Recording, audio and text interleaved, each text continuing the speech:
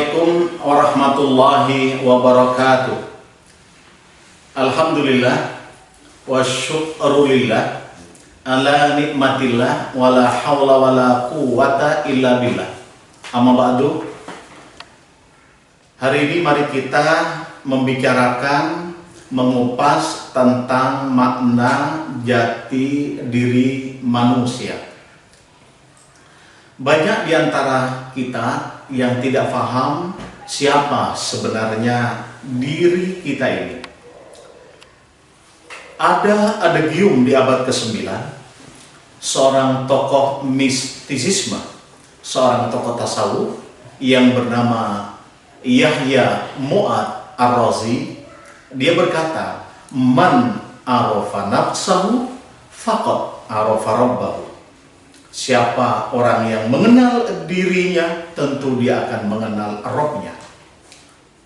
Dari adagium Yahya Mu'ad Ar-Razi ini, mari kita kupas bersama tentang jati diri manusia. Siapa sebenarnya manusia itu? Manusia ini saya potong di tengah, tidak bagaimana penciptaan Nabi Adam alaihissalam, tetapi kita bicarakan diri kita ini. Di dalam Al-Quranul Karim, Allah Subhanahu wa Ta'ala mengupas tuntas tentang penciptaan manusia itu dalam surah Al-Mu'minun ayat yang ke-12 sampai ayat yang ke-14. Allah berfirman, "Walaqad khalaqnal insan fi sulalatin min tin." Sungguh kata Allah, kami menciptakan manusia itu dari saripati tanah. Tentu saripati tanah itu bertanya kita, apa saripati itu kok bisa menjadi manusia? Tentu ayat ini adalah apa yang tumbuh di atas bumi Allah ini. Ketika manusia memakannya, laki-laki memakan dari apa yang tumbuh dari bumi ini, maka berkumpullah menjadi apa yang disebut oleh ilmu kesehatan itu disebut spermatozoa. Kalau perempuan yang makan dan kemudian berkumpul itu disebut ovum.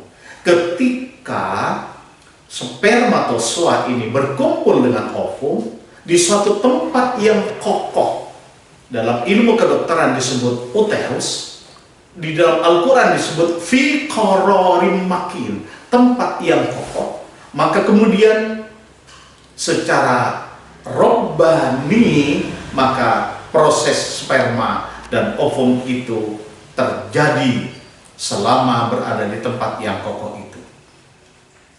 Dan pada saat terjadi embrio bertemunya sperma dengan ovum itu, Allah kemudian mengadakan perjanjian dengan embrio itu.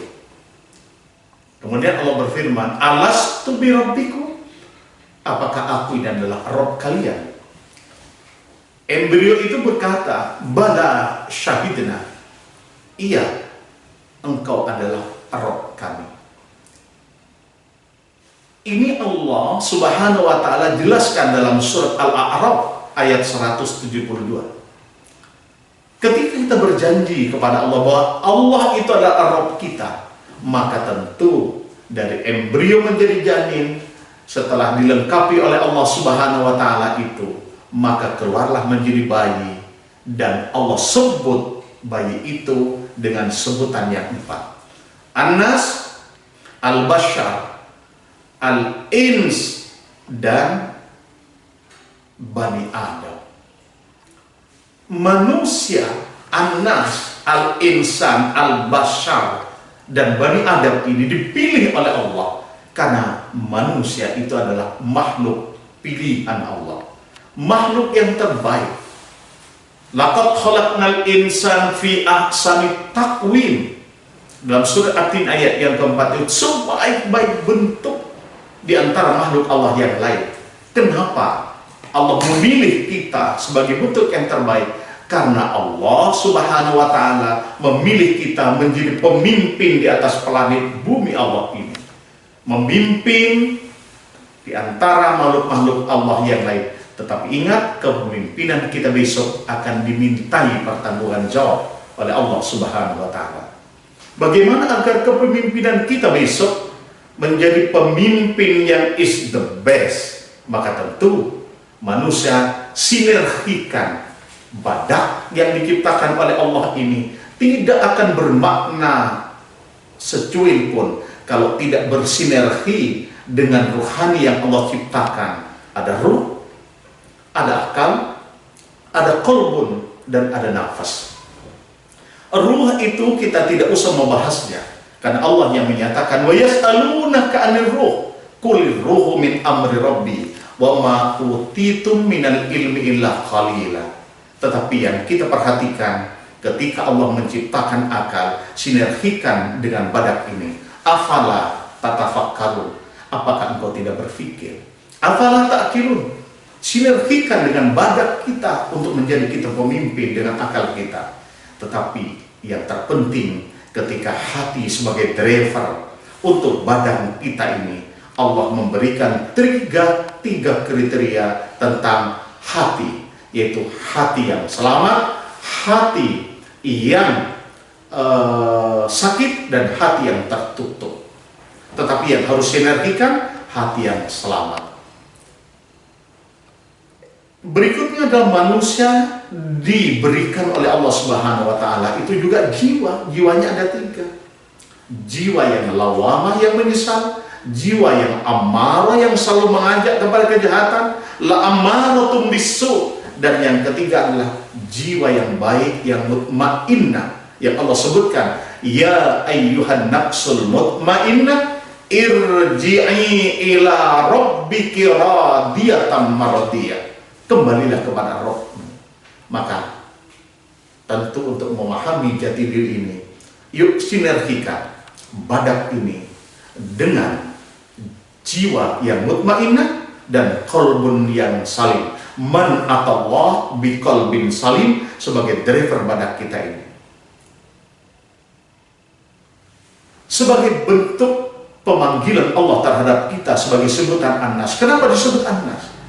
Karena itu ada aspek sosiologisnya. Kenapa Allah sebut Bani Adam? Karena itu aspek historis, kita keturunan Bani Adam, kita keturunan Nabi Adam alaihissalam. Kenapa Allah sebut kita al-bashar? Karena kita adalah makhluk biologis. Ana basyarun mithlukum yuha, kata Rasulullah. Kata Allah kepada Nabi Muhammad, katakan Muhammad, ana basyarun mithlukum yuha ilayya. Aku ini adalah bashar, makhluk biologis seperti kalian. Aku makan, aku minum, dan aku juga berkeluarga.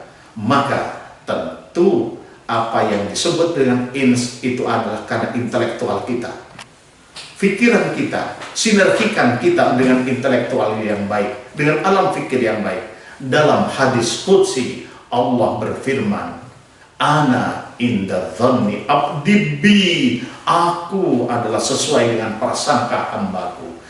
Ayo kita berprasangka kepada Allah dengan baik dan berprasangka kepada sesama manusia dengan yang baik. Sinergikan badak ini dengan empat yang ada dalam rohani kita agar kita menjadi umat yang terbaik yang Allah sebutkan fi ahsani taqwim. Assalamualaikum warahmatullahi wabarakatuh.